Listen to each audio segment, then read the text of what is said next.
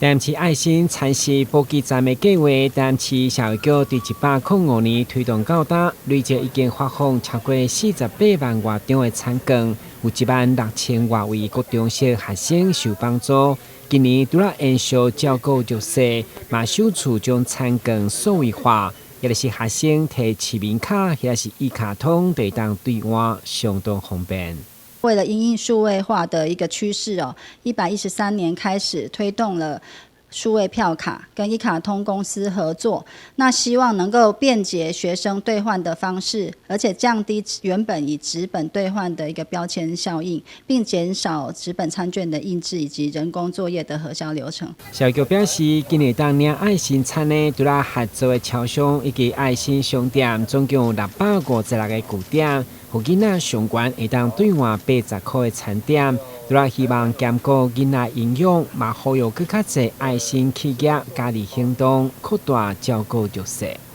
那今年暑假目前已经有至少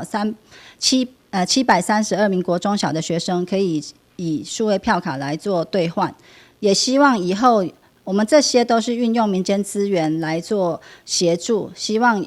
一些民间企业还有善心人士能够